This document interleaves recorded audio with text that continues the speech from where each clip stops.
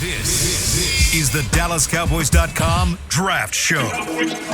Your war room for insider news and draft analysis from deep within the confines of Cowboys headquarters at the Star in Frisco. The Dallas Cowboys select TD Lamb, wide receiver. And now, your hosts, Brian Broaddus, David Hellman, Bucky Brooks, and Kyle Yeomans.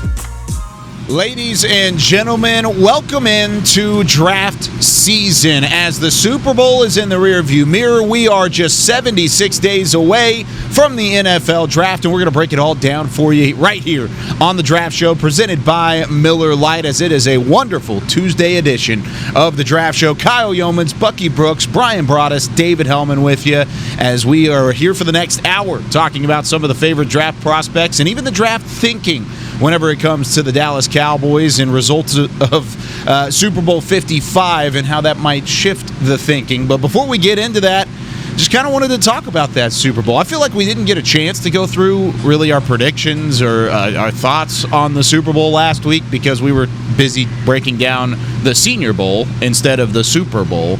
But now that the Super Bowl's in the rearview mirror, Bucky, were you surprised about the Buccaneers getting in there and getting a 31-9 victory, another Super Bowl ring for Tom Brady, and the way that team was constructed? Well, I mean, now that I get to talk after the Super Bowl, I don't have to put up my prediction.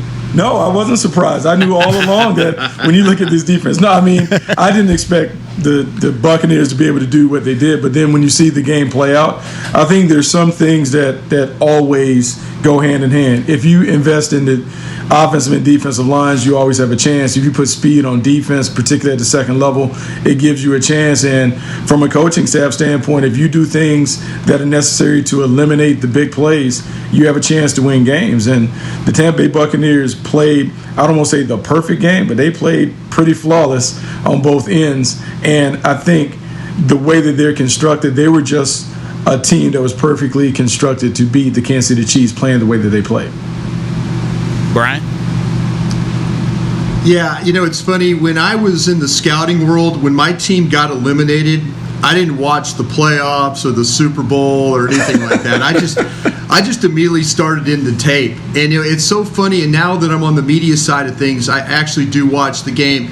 I think the thing that we didn't give Tampa enough credit for was their ability to adjust their defensive scheme. After giving up 467 yards passing in Week 12, Todd Bowles realized, listen, I can't play this way and have it come out. I do think, though, that the Buccaneers playing Kansas City close in Week 12, going toe-to-toe with them, I think that gave him some ideas that, we'll be okay if we have to play these guys. And at that point in time, that was their last loss. And they've reeled off 8 straight victories now to win the Super Bowl. So I think playing the Chiefs in Week 12 helped them. I think you have to have a coaching staff that's willing to adjust.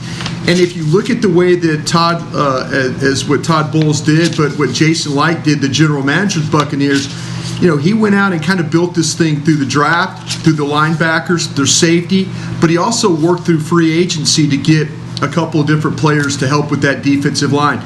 So it's clearly possible to do when you start to talk about team building that you can construct your team to compete with one of the best teams in the National Football League.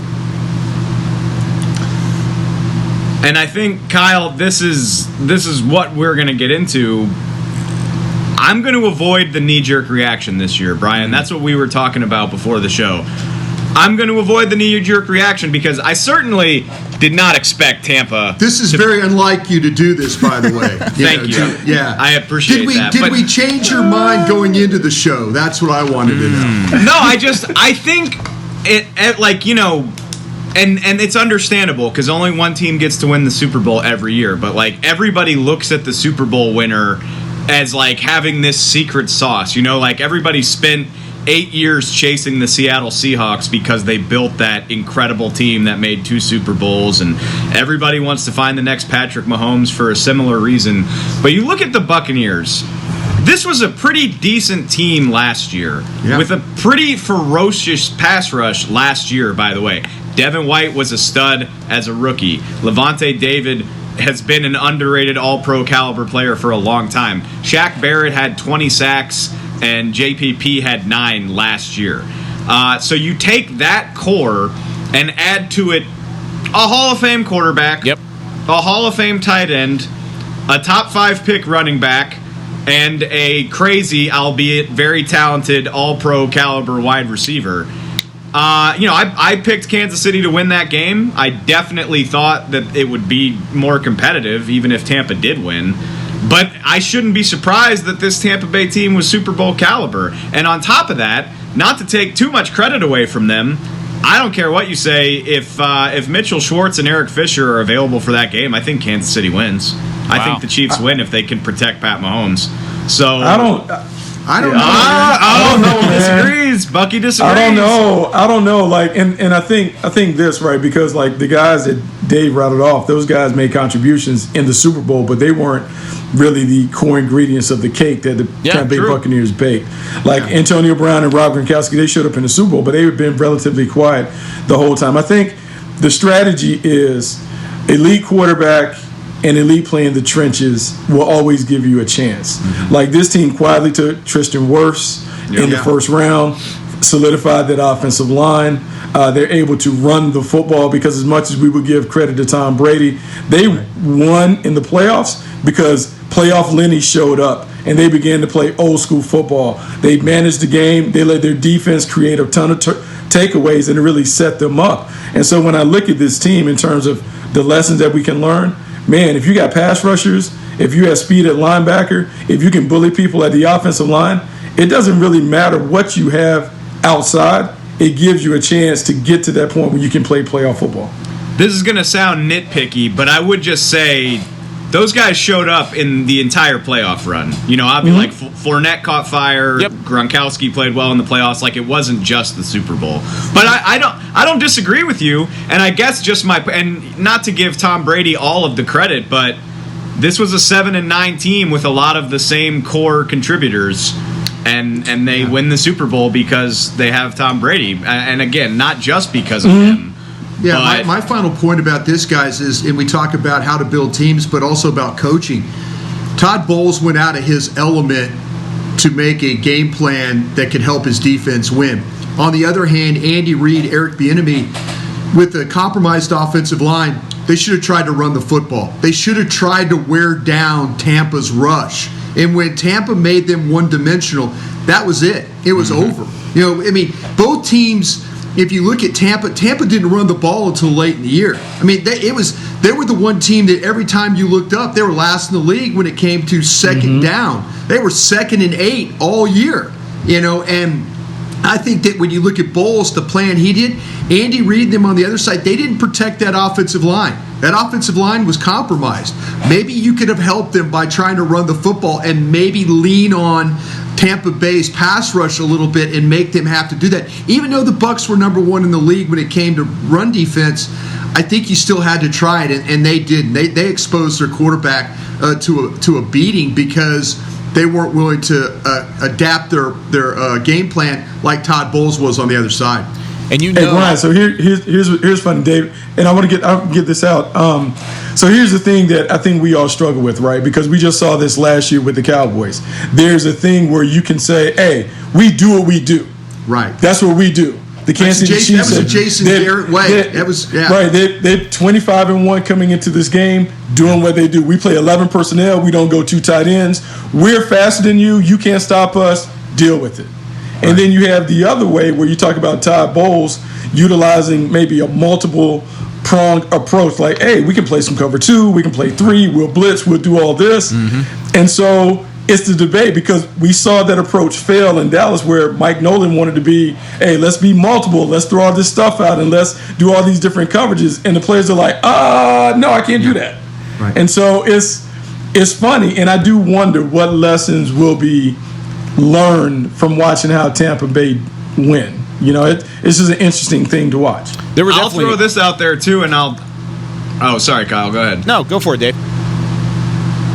This is not new, but I'll tie it into the Cowboys and their very obvious draft needs. This is like as old of an adage as there is. I'm not saying anything groundbreaking, but it's hard not to notice that these two teams were very strong up the middle defensively. Right. You talk about You talk about getting Vita Vea back from a broken ankle. You talk about, Ndamukong Suh's been a beast for a decade. Devin White and Levante David. Like I said, I don't like the idea of drafting off-ball linebackers super high, but if you're telling me it's Levante David or Devin White, I'm pretty damn interested. And then you got, you have guys like Antoine Winfield Jr., Tyrann Mathieu making plays all over the field. I don't know if it would have changed the outcome, but the Tyrann Mathieu interception that got taken away was BS. That should have been a pick. Well, I'll tell you what, too, and again, we're going back. We've talked about this on previous shows. The shorter players, they have opportunity now. Krusty's should turn away from the shorter player. If you can play, you can play. And it's there are some things about the measurables that you should believe in. But if you can play, you can play. And that's the things about guys like Winfield and those linebackers at Tampa. If you can run, if you can cover, if you can get to the ball, if you can finish, we have to consider you, because, again, you just can't say, oh, we're going to get this kind of guy and this kind of guy. No, you have to keep your eyes open for all types of players to make part of your roster. And going off of that, Brian, and you're talking about these players that can play, and you're talking about the tape, and even whether or not the position specifically fits whatever your defense is, does this change your thought process about a guy like a Micah Parsons? And I know, Dave, whenever you were talking about off-ball linebackers, that's who you were referring to, especially at pick number 10. But, Brian, if you're talking about finding those players, the film is there for Micah Parsons. It's the character, it's the drive kind of concerns that might kind of stray you away. Yeah, I mean, that's the thing. I think with Parsons, you have to look at his situation and say, okay, yeah, physically he looks great, but does he make enough plays? I mean, and that's the scary part of these evaluations is you can get, as a scout, as we all watch these tapes and these games, you can get mesmerized by how big he is, how good he looks in that number 11 running around out there. But, the bottom line is he in on every tackle? That's the thing. When you watch the guys like White and David and those guys, they're in on every tackle. Yeah. That's the things that get you excited about watching tape. Winfield, the same way. The reason why you would take a shorter safety is because this kid would knock you out. He'd play the ball. He finished as a tackler. Those are the types of things you look for. And then I think with Parsons, you get scared. You honestly get scared because there'll be 4 or 5 plays where he's just not involved. And you're thinking, damn, a guy that big has to be in the middle of all this. Yeah. And you wonder if it's immaturity, if it's just football intelligence, is it just desire? I mean, all these things kind of pop in your head. But you watch him play, how he looks physically on the field, you become seduced by watching that. And that's a scary thing to have to deal with. I think, Brian, I think a couple things that you touched on that are intriguing to me. One, we talk about like the off-the-ball linebacker conversation. I think that's a fascinating conversation because I don't know where those adages came from, but it's kind of like we talk about the off-the-ball linebacker.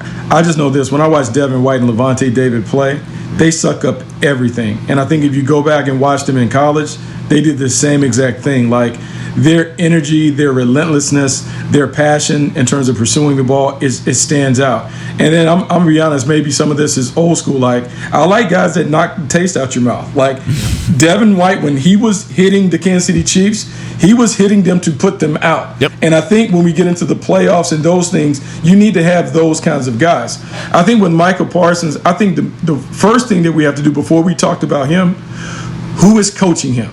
Because I think you have to scout the coaches. Because if you have a guy who can get that out of him, then it's one thing. But if you have a mild-mannered linebacker coach, a more cerebral linebacker coach, or one who can't kind of like urge and take out the pronger and kind of get that, you're wasting your time because he's never going to change or he's not going to raise his standard of expectation when it comes to it. But in looking at him, man, I know he hasn't played in a year, but when you see him, his ability to blitz, his size and strength, when he turns it on and he runs through people, you feel his presence on tape.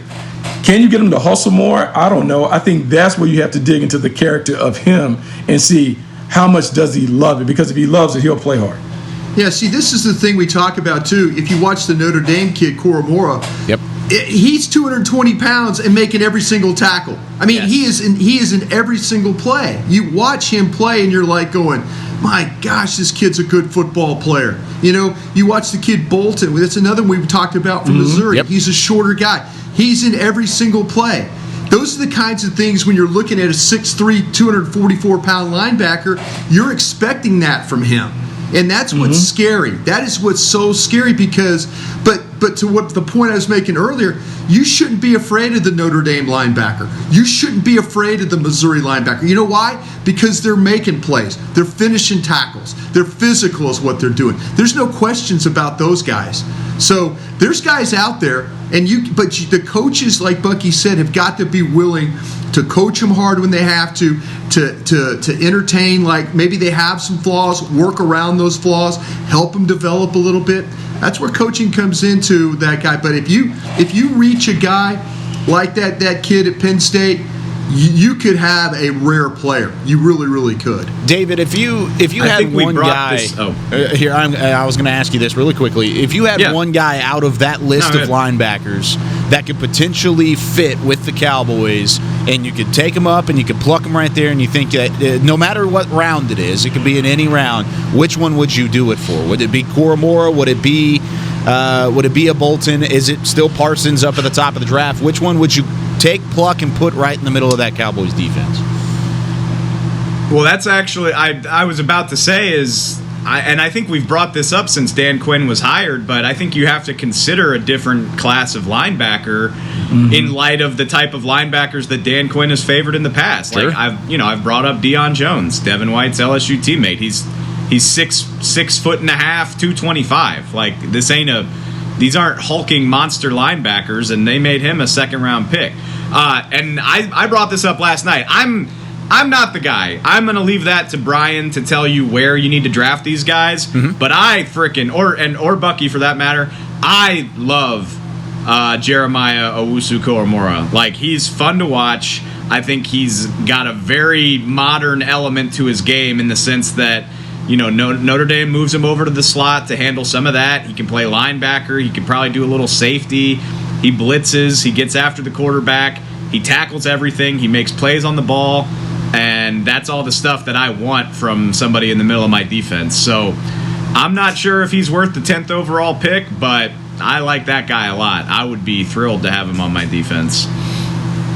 He's a good player, and I think everything you guys talk about matters. And I'm glad that you brought up the point about DQ, because I think that really changes the temperature when it comes to the linebackers that will be in the conversation. Because if you go back and you look at his history, and you look at the history when those guys were in Seattle, those linebackers aren't prototypical size-wise. Those guys are fast guys that play and can go sideline to sideline. I do think the one thing that stands out, I don't know if he's ever been around a first-round linebacker. Like, I think Bobby Wagner was a second-rounder. KJ Wright was someone that went later in the draft. You go to Atlanta, they never invested a first-rounder in a linebacker. So I think it's probably looking a little bit beneath the surface to try and find who's in that next tier, who has those Levante David, Devin White, fast playmaking traits that you're like, oh, okay, if I put them behind big defensive tackles, they can run and flow and do all those things that you want them to do. The guy that was interesting to me in that case, and I think you're dead on with this, Bucky, I just don't see them using a first-round pick. I mean, I'd love the Notre Dame kid. I would, because I see in this day and age how you have to have, and it's an overused term, we do it all the time on the radio, the position flex. Rod Marinelli used to wear us out about position flex and all that. But you watch Koromora play, he's lining up in the slot. He's lining up at linebacker. He's doing everything.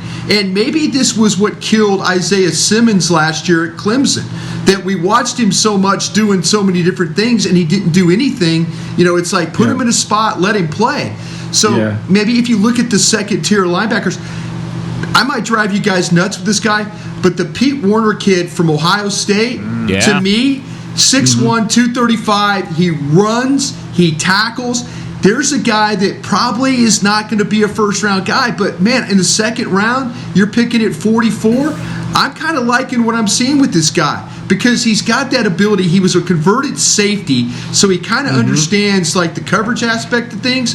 But he also is, when you put him down there as a linebacker, he's getting after people. He's running sideline to sidelines. He's getting behind the line of scrimmage. He's making plays. He's a finisher.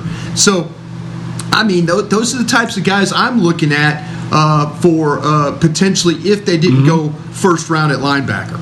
Bucky, cover your ears real quick because I don't want you to hear this linebacker. I don't want you to hear this linebacker slander, but that would be an ideal outcome for me. Like, I'm not dying to spend, like I've said this before, I'm not dying to spend a top 10 pick at that position. If you're telling me I can get one of the premier positions like a cornerback or an offensive tackle in the first round instead, and still find a plug-and-play linebacker, Levante David, I looked this up. He was like the 58th overall pick. Of course, it's not a given you're going to draft Levante David, but like you can find guys with that upside in the second, third round. I would much rather take my chances there and draft a more valuable position at the top of the draft. I'm not opposed to that strategy, Dave. Like that's I'm not saying that. I'm just saying like sometimes you have to make an exception. Sure. Like in the top 5. Like I think it was very clear to see when we watched Devin White that he's a different dude.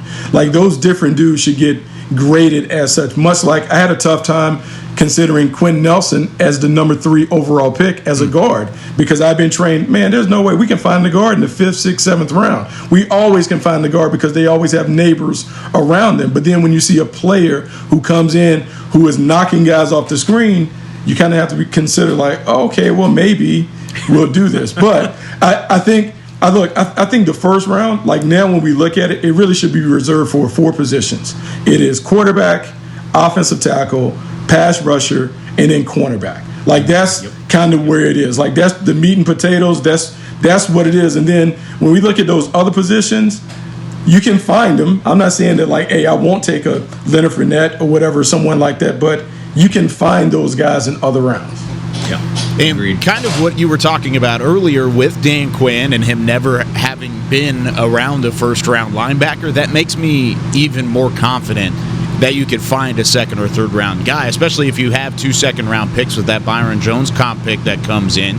You've got 3 picks in the second and the third round, that day 2 slot. You can pick up a linebacker there, Dave, and pluck him right in the middle of that defense, and then all of a sudden you're cooking with gas because you go and find one of those guys like Brian's talking about that go in those finish the play, finish the tackle, that are on tape, that show out. That's something you haven't seen from a Cowboys perspective, maybe since you drafted Leighton Vander Esch in the first round, but now you don't have to spend that first round pick on it. Now you don't have to do that. So, Brian, if you're looking at some of these second and third round linebackers, does that make you feel better about the fact that you can find a day 2 guy rather than spend that top 10 pick? What I hope is that Dan Quinn brings the same magic that he brought when you start talking about linebackers and his ability to evaluate. And let's be honest, guys, the defensive coordinator and the offensive coordinator have a lot of say in what happens with the Dallas Cowboys. Yeah. We go back to the draft with Jalen Ramsey and Ezekiel Elliott. It was Rod Marinelli and Chris Richard that stepped up and said, no, take Zeke. That'll help us. That'll keep us off the field. They didn't fight for Jalen Ramsey, but then again, they thought Jalen Ramsey was a safety. That just kind of that shows you kind of how that thing was going. They weren't sure where they were going to play him, but the defensive coordinator carries a big stick in that room. And my hope is that these coaches from Atlanta, they've got some good defensive players over the years. They've drafted some good defensive players. I'm hopeful though that they come with the right, like that they're able to convey to the scouts, hey, my scheme needs this. Last year we heard Mike Nolan saying, "Oh, we'll adapt to whatever players we have." No, you didn't. You really didn't. Nope. So I need evaluators. I need the scouts and the coach, the defensive coordinator. I need them on the same page. But I need him to be able to tell them, like, listen, this is why I think this guy. This is why I think Koromora. Even though we're picking at 10 and he probably should be picked at 15 to 18. This is why I would take him right now. That's the kind of, I need passion from my coach to help the scouts along to figure this out. Yeah. I have a question. Does this mean we're moving on from Jalen Smith? Is that what this means? Because we've had a lot of conversation for 5 minutes on linebacker, and I think the evaluation is going to be what does DQ think about Jalen Smith and LVE? Does he feel like he can fix him? Does he have any choice in terms of no, I can move on from him, or no, you have to keep him at least for another year? I think that's the $1 million question. Shameless plug, because I've actually, we're kind of doing a series where we assess every position group on the roster and where it stands right now. I've written a lot of words about the linebacker position over the last 3 days. It's very interesting because you think about Leighton Vander Esch. His option deadline is coming up. If the Cowboys don't pick it up, then he's only under contract for 1 more year. Mm-hmm. I think ultimately, it's going to be heavily on how much Dan Quinn thinks he can fix Jalen, whether he's here or not. I wouldn't be surprised either way. I would not be surprised if he's here next year.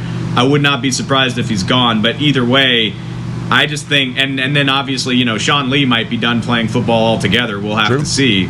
So it's equally possible that all 3 of your top linebackers could be back, and it's equally possible that you could need to redo the entire position.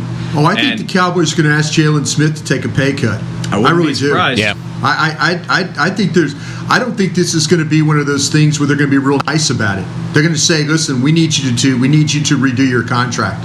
And if he agrees, I think he still has a job. If he doesn't, then we need to be talking about every one of these linebackers like we need to be talking about every one of these quarterbacks. Yep. I mean, that's the Dallas Cowboys could go, they'll say 100 different ways in this draft. And every one of them would probably help this team. And we could all laugh about the quarterback thing like that. That right there is getting. We're down to weeks now on this decision, and we might get a Green Bay situation here with the Cowboys. You might get Dak Prescott on a tag and have to draft his successor in order, because if they don't get a deal done, you be ready for him to walk. Is what I would say. That's the easy way to look at it right now. That's the easy way to look at it. Whenever you tag him, that's what you're setting up. I mean, everybody right now is dying inside because they know the Cowboys need so much help on defense that they might have to draft a quarterback to protect themselves. And maybe they say, you know what, we might be bad again next year and be in the top 10 and pick it then. But right now, they're in a very much a Green Bay Packers situation when it comes to their quarterback. Yep. If they don't, I don't disagree. I think you're completely right. Yeah, I think they painted themselves into a corner where now it is almost prohibitive to give the big deal, because what's going to happen, and ultimately, like, Dak could get the blame for it. They finally signed him to a long-term deal, but now you don't have the stuff around him. Right. And then he gets all the blame, and can he carry it? And I do believe he is like a fringe top 5 player at the position, but you are going to have to reconsider, like, what do you have? What can you do? All these other contracts, how do you fit them into the puzzle? It's a lot. I mean, it's interesting. It'll be fascinating to watch over the next 3 or 4 weeks. I just don't think. I mean, the Cowboys they've got till March 9th, and we'll have a draft show, the week of all that and stuff, and we'll know what direction this thing is going to go. Oh, see, I don't think I quite agree with that. I mean, I know March 9th is the deadline, but if they tag him and then get a deal done a month later, they've got until 2 or 3 weeks before the draft. They've got until mid-April. I think that's my drop dead date, because if you got to tag him to buy yourself time, that's fine, but it would be negligent to go into the draft with Dak not under contract and not look at quarterbacks. Do you feel like that? It's going to take them 2 months to sign this guy? I would. Why would I even act like I know what's going to happen? Like, it's been 2 years where I've been like, it's going to happen. That's what I'm saying. That's what I'm saying. My plans are, I want to believe that April 9th we can get a deal done. But if you got to negotiate hard for the next 6 weeks. Yeah. I agree with that. I agree with that. You've got to negotiate hard for the next 6 weeks. But if we get 5 weeks in, it's like, well, we haven't talked. Yeah. You're going to get a pretty good idea of what's happening. Yeah. And I'm basically nauseous what just talking about it. What Brian was saying earlier is if you tag him and he gets through the draft or gets up to the draft on that franchise tag, sure, he'll be under contract for the next year, but he's going to walk after that. You haven't had those back-to-back franchise tag quarterbacks. You're not going to have Dak Prescott in 2022. And you might be forced to take your successor when you need defensive help. That's a terrible way to operate right there. Gosh, I hate that. I mean, it's one of those things. It's something that you have to do, but it's better for them to take the successor this year than to wait until next year, because I don't even know what that quarterback class looks like next year. Early indications are the quarterback class is not very good. Yep. That's just talking to guys that just the Liberty kid. I keep hearing about the Liberty kid. Yeah, that's basically. I mean, okay. No love for Coastal Carolina. I don't want to take. Y'all are crazy trying to predict this a year ahead of time. Scouts are always like scouts. This guy was a 5th round pick at the start of the 2019 season. I'm just saying. Fifth round pick at the start. You have to think about it. We just always have to think about it. Like, you have to go through and you're walking through and you're looking at the program and, hey, who's QB2? I mean, right now the only guy that we're talking about is the Liberty guys. The only one that I've heard buzz on. Yeah. No, you're not wrong. I don't think you can't afford to wait, because one way or another, and yes, I know the Cowboys haven't been to an NFC title game in 30 years, but they don't pick in the top 10 very often. They're usually good enough to avoid that. So you can't. Nobody wants Dak under contract more than I do, but you can't pass up an opportunity at a top 10 pick, especially when there's 4 good quarterbacks, maybe 5 good quarterbacks in the first round. All right, let's go. You can always trade for one. Like, who cares? Like, you can get one anywhere. Yeah, like, just go ahead and let's give up those picks. Let's figure it out. Let's make a trade, Miami. We talked about it last week. Let's get Miami in here. If I could have had as many quarterbacks as available today in 2000 when I was working for the Cowboys, I'd still be working. Oh gosh, it's crazy. It's amazing. In the 2000s, nobody wanted to give up their quarterback. Now everybody's like, "Listen, take my guy, please. Take my guy. Take my guy." Yeah. Let's take our first break. We're way over time on this, and we got off topic. But when we come back, Twitter on the 20. It is my fault. I'm a terrible bus driver today. That's okay. I just love listening to you guys chat about quarterbacks. When we come back, is there any kind of shift in the thinking for the Dallas Cowboys in terms of the Super Bowl results and how it affects their draft stock? When we come back here on DallasCowboys.com Draft Show. There's nothing as unique as our eyes, which is why Essilor pioneers ways to make lenses as unique as you. Verilux for super sharp vision, Essential Blue for protection, and Crizal for freedom from glare. 3 cutting-edge solutions in a single unique lens. So whatever your needs, insist on Essilor. Visit your local Essilor experts and find the perfect lens for you. See more, do more, Essilor. Since 1865, Stetson hats are American-made with pride right here in Texas. And Stetson is proud to be on the field with America's team. Want to show your Texas and team pride too? You can. By purchasing your own Stetson, you can look just like how the flag guys do on field at every home game.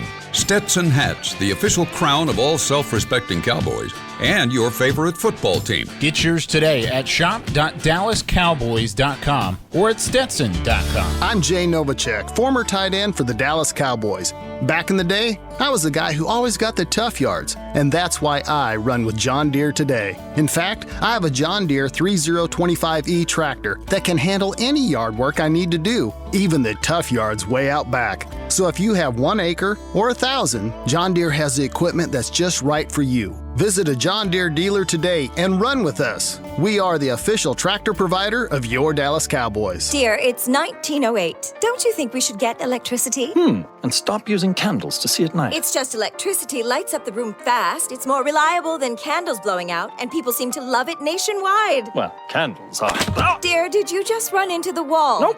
May I have a new candle, please? Historically, switching to new technology is a no-brainer. Today, it's AT&T 5G. Fast, reliable, secure, and nationwide. Switch to AT&T 5G. It's not complicated. 5G requires compatible plan. May not be in your area. See att.com/5G for you for details. This is the DallasCowboys.com Draft Show. Back here with the DallasCowboys.com Draft Show here on a Tuesday morning. Bucky Brooks, Brian Broaddus, David Hellman. I'm Kyle Yeomans. And Time now to get into a little bit of some Twitter on the 20. I believe the sounder played in the background, but if it didn't, that's okay. Aspiring journalist on Twitter asked, after watching the Super Bowl, gentlemen, has it changed your opinion on positional value for this upcoming draft regarding the Cowboys? And I'm going to talk to David Hellman initially because you said no knee-jerk reaction. I'm assuming in that first segment when you said knee-jerk reaction, you were talking about taking an offensive tackle instead of some defensive talent. Do you think this has shifted the way that things kind of look for the Cowboys overall and the way that they will evaluate this draft class? No, when I said no knee-jerk reaction, I just meant, like, let's give Tampa Bay credit for building a really good team. Like, it's not like they did something... It's not like they did something off the wall and crazy. I mean, like I said, they have good defensive tackles, they have good linebackers, they have good safeties, they have a Hall of Fame quarterback, and they upgraded the offensive line around him. So, if anything, I guess the closest thing I have to a knee-jerk reaction is it's hard not to watch Patrick Mahomes run for his life without his two starting tackles, and you think about, you know, Lyle missed the entire season, Tyron has had issues for 5 years now. I was already open to the idea of drafting a tackle, but probably even more so now because I said this to Brian on Sunday. I was like, can you imagine if the Cowboys got all the way to that game and then they didn't have Tyron or Lyle for the Super Bowl? Mm-hmm. Like, you would just be sick. Yep. You would be sick to your stomach all day. So I was, like I said, I was always open to that idea, but I'm probably more open to it now than I was before the game. That's funny because I think that's something that should have been talked about before. We talked about like Slater and some of those other guys potentially at number 10, but I think you have to take an offensive lineman. You have to consider it, and I think you have to do it a year or two early because we've seen. I mean, what Martin went from being a tackle at Notre Dame to kicking inside and playing guard. I mean, like that's what you do. You're trying to get the best five that you can get, and you mix and match and put them out there because you don't want to get caught like the Kansas City Chiefs got caught with their pants down. Where in the Super Bowl, they're playing with three guys in new positions, and you can't win. And so you have to invest in the O-line, in the D-line, and I think the Super Bowl really kind of brought that to light. Like, man, you better have a bunch of pass rushes that you can throw at people, and you better have an offensive line that can protect the quarterback. Yeah, I think that you have to keep a really open mind. You can't just sit there and say they have to have defensive players. And, and yeah, they do need defensive players. But you have to keep your mind open about the tackle, the quarterback. You have to keep the mind open about defensive tackle, a safety, a corner. So, yeah, I think the Cowboys, maybe if you look at the Buccaneers and the Chiefs, you realize how far away you really are. That might be the reality right there. That like, whoa, that team, and by the way, Dallas plays both those teams next year on the road. Yep. So, keep that in mind. But yeah, I think that you've got to be open. The Super Bowl does nothing for me except mean the season's over. Now I got to focus on my issues, and I've got a ton of them. So we're all collectively drafting Rashawn Slater at 10 overall right now, right? What's wrong, Bucky? Why are you laughing at me? I'm laughing because you're disdain for watching any other football once your team is out of it. Like, yeah, Bucky, Brian's what we call a sore loser. You're not going to watch and see what's going on. You just have the blinders on, and I'm just worried about the Cowboys. I don't know what's out there. Bucky, you're a dear friend of mine, and you could have been in the Super. Okay, I have Tom Dimitroff. When Tom Dimitroff was in the Super Bowl, Tommy D and I go way back. Steve Saba, we go way back. Okay, when they were in the Super Bowl, I didn't even know what happened until I didn't even watch the game. And I'm like, what are you doing when the game is on? The game is everything. I'll tell you what he does, Bucky. He sits at his desk with his feet up and watches tape. Like a freaking dweeb. That's what I do. You're a sore loser, Brian. You could be one of my best friends, and if you lost that Super Bowl, I'd have been like, hey, man, I'm sorry. But you know what? I saw a really good offensive lineman play at Louisiana Tech. You should look at him. You're watching tape now, right? You're trying too hard. Yeah. You're trying too hard to be Super Bowl? interesting. You didn't block anybody? Maybe you should look at this tackle I was looking at the other day, yeah? So funny. I do wonder though, like in looking at the Super Bowl, are we fast enough? No. Are the Cowboys fast enough? No. Like just from an overall team speed standpoint, I think that's the one thing we can talk about, like the positions. But when we turn on the tape and we look at the Chiefs and the Bucs play versus the Cowboys, what is that team speed like? And that team speed not only matters on offense and defense, but on special teams. Yeah. When you think about the explosive plays and blocking punts and big returns, do you have enough weapons to create those big opportunities because your team is fast? Hopefully that's what Dan Quinn does. And, again, there's receivers. We've talked about, what was CeeDee Lamb coming out of college? He was a catch the ball and run guy. Yeah. We didn't see CeeDee Lamb. I mean, early in the year we saw some big plays down the middle of the field. But I think you're right, Bucky. Overall team speed is really lacking, especially on defense. Well, when you lose, I'm more worried about defense than offense. Yeah, when I was saying on offense, whenever you lose your offensive line and you become one-dimensional and you can't hold on to the football and you have a $90 million running back that decides to fumble every 2 snaps, then, yeah, it's going to make things a little bit tough to catch and run with the football. I'm not throwing shade there at anybody. I just wanted to bring that up. Second question. You just did. He just did. Second question here for Twitter on the 20. No Christopher crawfish on that, Davis. Kyle, have an opinion. No, I have an opinion, trust me. Looking for an in-depth take on Kwity Paye, the edge rusher out of Michigan. He said he saw him mock to the Cowboys at 10. Chris Davis is the one who asked this question. I don't know if I said that. But can you ask the guys about Kwity Paye and what they've thought about him? The one word I had whenever I watched Kwity Paye was dense. I thought he was very dense on the edge. He's not your normal, long, lanky, outside of the tackle edge rusher. He's more of kind of a power guy, right, Brian? Absolutely. I mean, he's a funny built guy too. Yeah. It was really weird. I mean, he's listed as 6'3", and he doesn't look that on tape.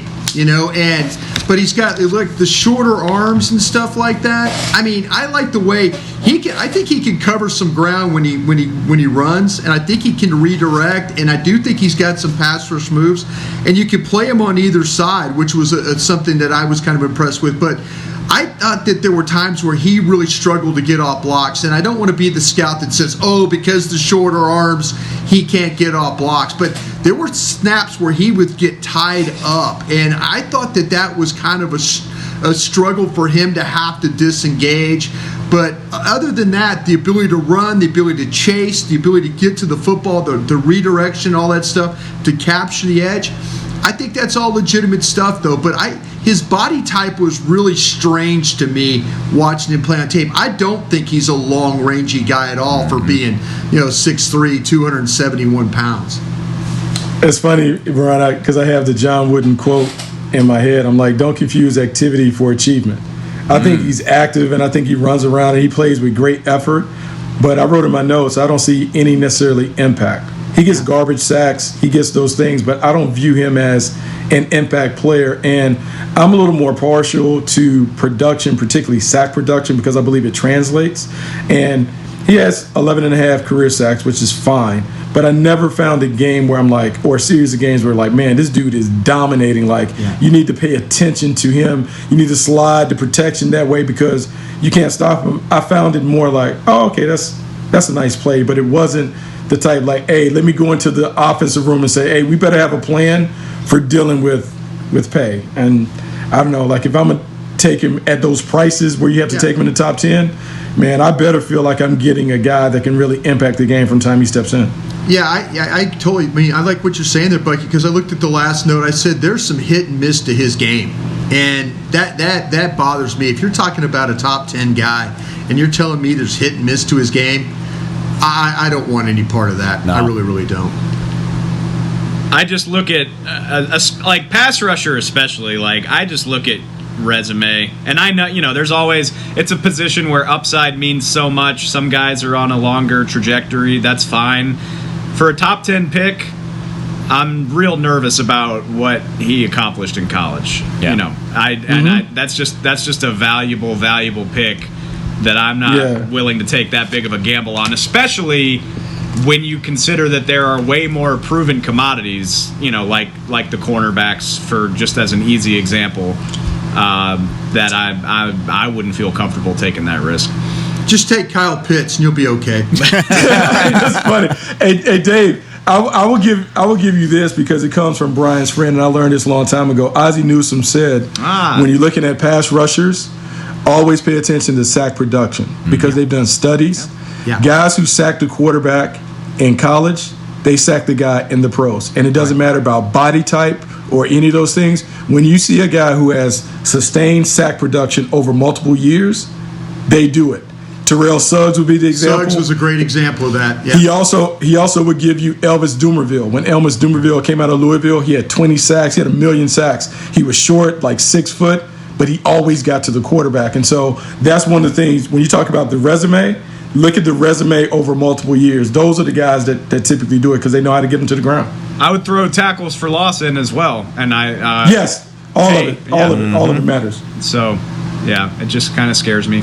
I like that John Wooden quote you threw out there, though, Bucky. I think that's a good way to look at a lot of these draft guys whenever it comes to It's terrible that a guy from North Carolina with a great basketball history has to quote a UCLA basketball. I mean, I got Dean Smith stuff in the bag. I'm just waiting. I had Dean Smith stuff in the bag. Roy Williams.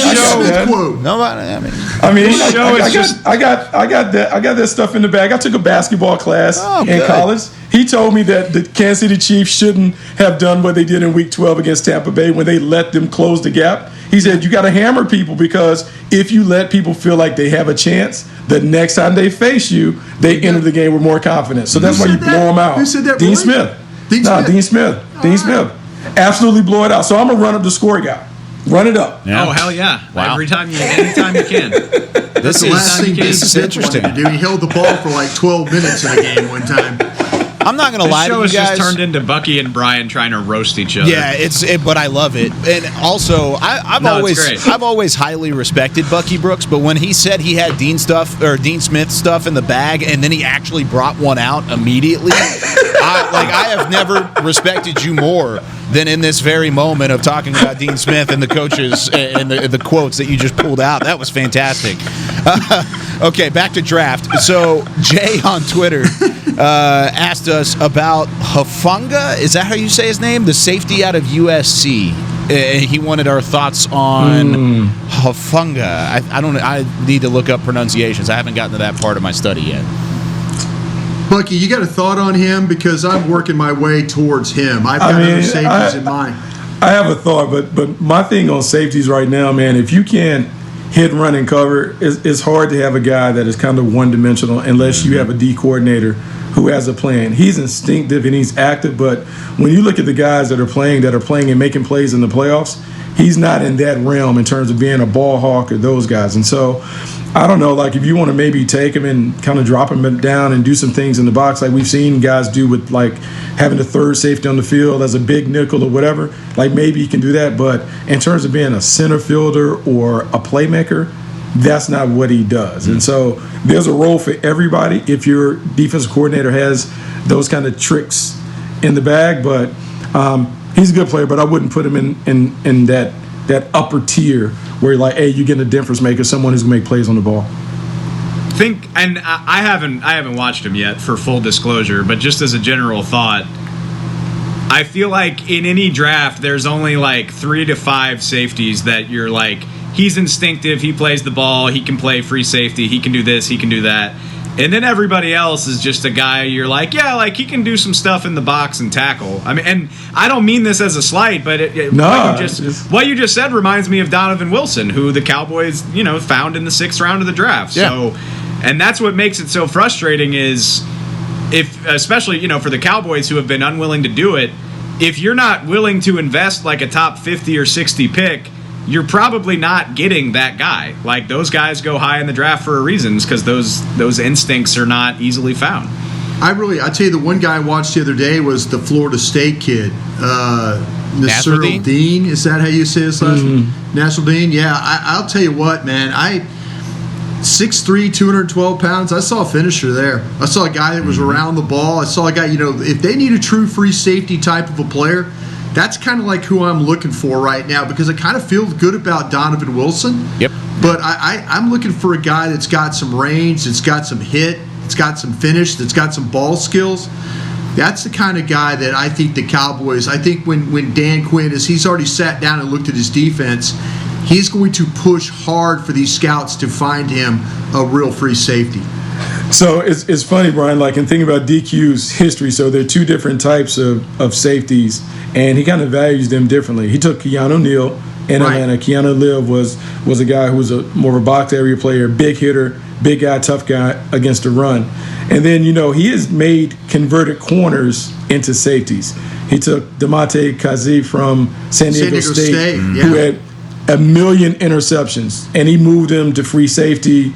It took 2 years for that process to kind of come to fruition, but he started back there. Brian Powell was another guy that has played back there. So it will be interesting to see, one, how he views Donovan Wilson. Does he view Donovan Wilson as that guy that is hovering in the box? Right. And now do I need to go get the ornament on top of the Christmas tree? If he does that, then it takes you a different direction. We talked about Richie Grant here like over and over and over again. So then what you're doing is you're looking for those true center fielder types. Right. And if you ask me my druthers, I would like to look into their background and make sure that they have baseball in their background, because then I know they can judge the ball and do those things or whatever. So it's just the evaluation, the self-scout this year is more important than ever, because how DQ views what's currently on the roster will shift how the Cowboys go about doing their work in the draft. Kyle, can I ask a real quick question? Sure. And just real short answer, guys. I know we're.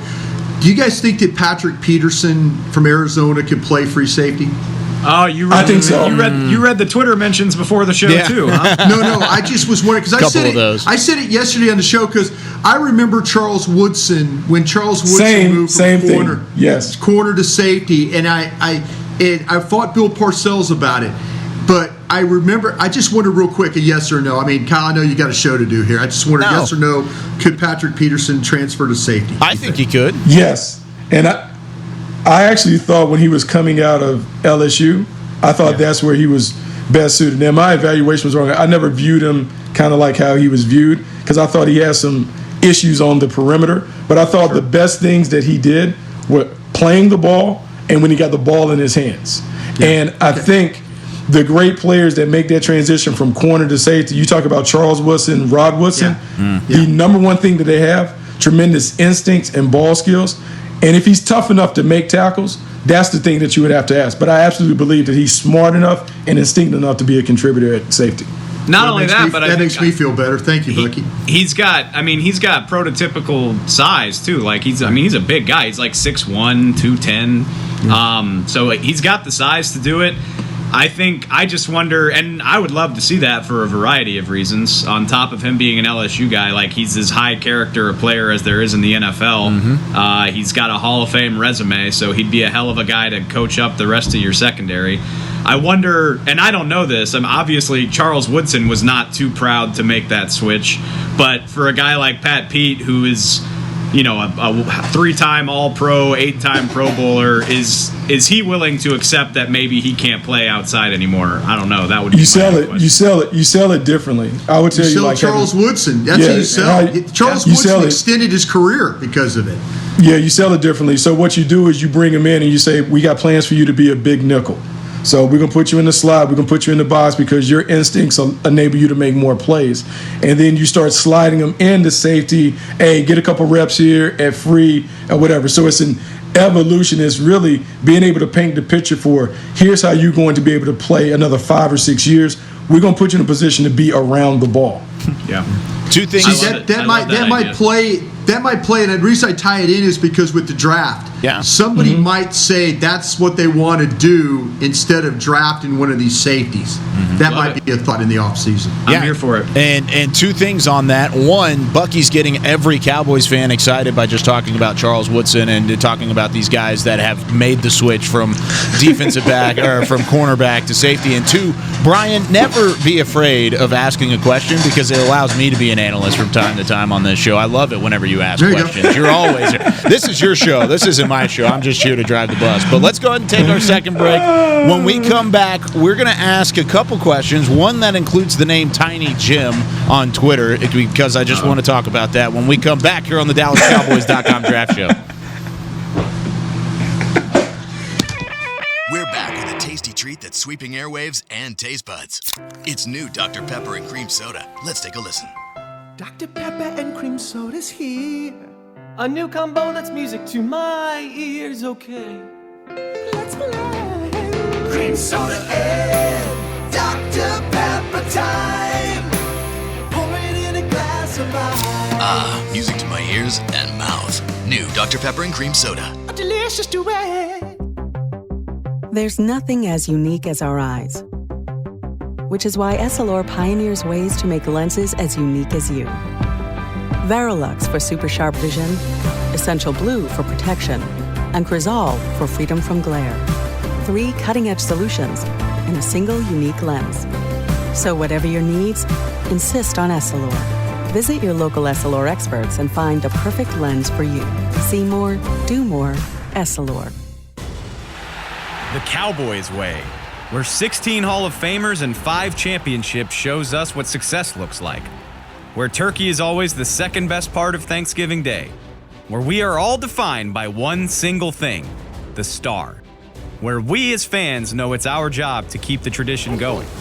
Bank of America is proud to be the official bank of the Dallas Cowboys and to support the quest of living life the Cowboys way.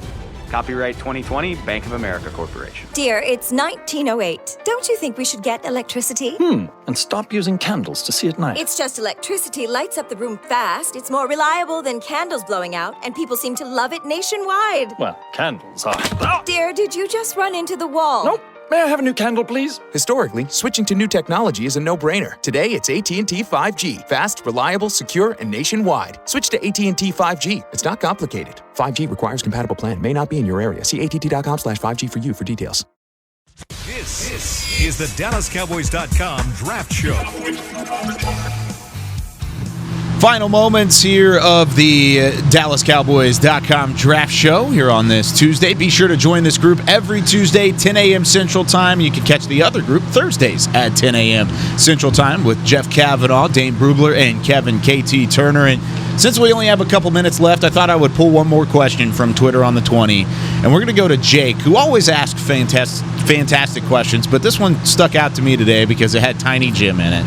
What does Broadus and Tiny Jim think the Honey Badger said to Tom Brady to get him so fired up in the Super Bowl? Probably said, "I'm not afraid of you," and had some expletives to go along with it. I would say what I really want to say, but this is it's a family program. I think he told Tom. He said, "Man, the crawfish season early is the crawfish are small," and he was pissed off about it. And he was letting Tom know that. He goes, Tom, I ain't telling you, man. These crawfish are small starting out, man. We got to stop this. And Tom took offense to that because Tom likes small crawfish. So, no, all due respect, the Bucks kicked the Chiefs' ass. They obviously deserve to win the Super Bowl, but like that sequence over the final 5 minutes before halftime was ridiculous. Like Mike Evans flopped for that big DPI. The DPI on Tyrann Mathieu in the end zone or holding whatever the call was, like that was utter crap. Yeah. And then Brady chased Tyrann Mathieu halfway across the field to get in his face, and Tyrann's the one that gets flagged. Like that was just the epitome of Tom getting every call he wants, and I hated it. I'll tell you what, though, Tyrann looks right what happened to him because Tom had to text him and apologize. But the thing about it is, if I'm Tyrann Mathieu, I'm like, listen, man, you won the Super Bowl. Get your champagne-smelling breath out of my face. Mm-hmm. You know, I don't need you apologizing to me, you know. But, you know, evidently, you know, Tyrann's a fiery player. We all know that. We saw him getting into it on the sidelines with Steve Spagnuolo. Yeah. I mean, he is like, listen, if you don't call this defense, we are going to get killed today. You know, and that's the way Tyrann is. He is a fiery SOB, and we all love him for it. You know, you saw what Spagnuolo did. He's like, okay, turn around and leave. That's the best thing you could do with Tyrann. Let him sit there and lose his mind on the sidelines. You know, but you know that he's going to play every play hard. And again, the fact that Brady had to apologize, I think Tom probably said something that really pissed him off. I'm sure. I love it. I felt like this was a very emotional game for Kansas City. I felt like they were emotionally redlining anyway. I have a true belief that the events that occurred on Thursday certainly impacted them, probably beyond because a team that has already been to the Super Bowl once, they acted like they were the newbies in terms of from an emotional standpoint, as opposed to the way the Tampa Bay Buccaneers conducted themselves. That's crazy to think about, but that's exactly what it looked like. It looked like the Chiefs were over-emotional, and they came out flat in the first place, but then they kind of overcompensated for it, and they overdid it kind of toward the halftime break. And then, of course, we saw kind of the craziness that Dave Hellman was talking about just a couple moments ago. But that's going to do it for us here on the Draft Show, as always, presented by Miller Lite. Special thanks to Aaron Gonzalez and Chris Beam in the back running the show. For Brian Broaddus, for Bucky Brooks, and for David Hellman, I'm Kyle Yeomans. Thanks for joining us. We'll see you next week on the Draft Show. This has been a production of DallasCowboys.com and the Dallas Cowboys Football Club. How about this, Cowboys? Yeah!